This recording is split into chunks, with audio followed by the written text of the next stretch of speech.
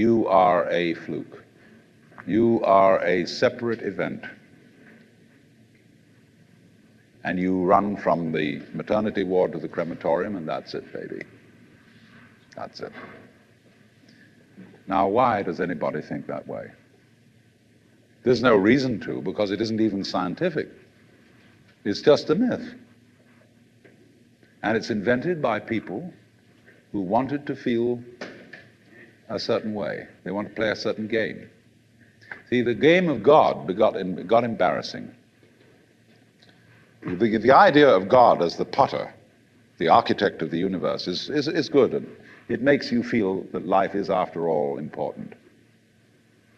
There is someone who cares.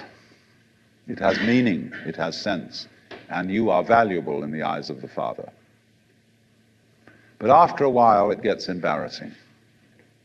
When you realize that everything you do is being watched by God. He knows your tiniest, inmost feelings and thoughts, and you say after a while, quit bugging me. I don't want you around.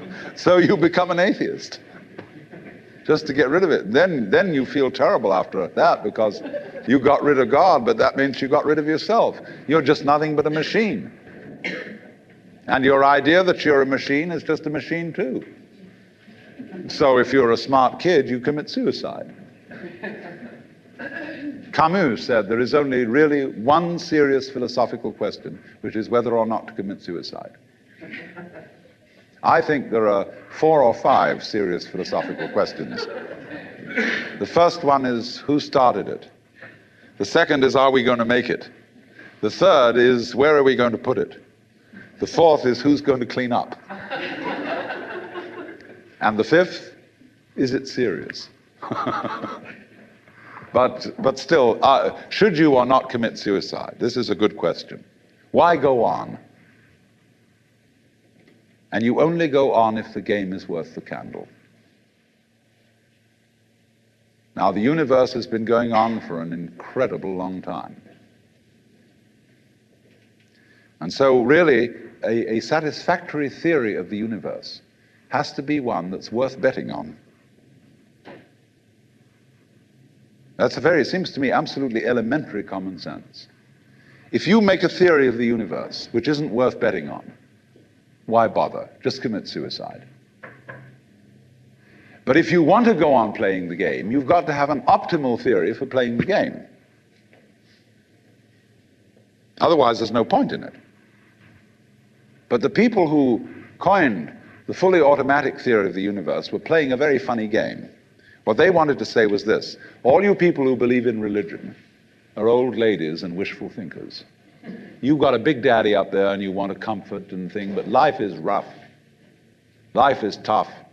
And success goes to the most hard-headed people. That was a very convenient theory when the European American world was colonizing the natives everywhere else. They said, we are the end product of evolution, and we're tough. See, I'm a big, strong guy because I face facts, and life is just a bunch of junk, and I'm going to impose my will on it and turn it into something else, you see. And I'm real hard. See, that's a way of flattering yourself. And so it has become academically plausible and fashionable that this is the way the world works. In academic circles, no other theory of the world than the fully automatic model is respectable. Because if you're an academic person, you've got to be an intellectually tough person. You've got to be prickly. See, there are basically 2 kinds of philosophy. One's called prickles, the other's called goo. And prickly people are precise, rigorous, logical. They like everything chopped up and clear. Goo people like it vague. For example, in physics, prickly people believe that the ultimate constituents of matter are particles. Goo people believe it's waves. And in philosophy, prickly people are logical positivists and goo people are idealists. And they're always arguing with each other. And what they don't realize is that neither one can take his position without the other person. Because you wouldn't know you advocated prickles unless there was somebody else advocating goo. You wouldn't know what a prickle was unless you knew what goo was. Because life is not either prickles or goo, it's gooey prickles and prickly goo. And they go together like back and front, male and female. And that's the answer to philosophy. See, I'm a philosopher, and I'm not going to argue very much, because if you don't argue with me, I don't know what I think. So if we argue, I say thank you, because owing to the courtesy of your taking a different point of view, I understand what I mean, so I can't get rid of you. But however, you see, this whole idea that the universe is just nothing at all but unintelligent force playing around and not even enjoying it is a put-down theory of the world. People who had an advantage to make, a game to play, by putting it down and making out that because they put the world down, they were a superior kind of people. So that just won't do. We've had it. Because if you seriously go along with this idea of the world, you're what is technically called alienated. You feel hostile to the world. You feel that the world is a trap. It is a mechanism, it's electronic and neurological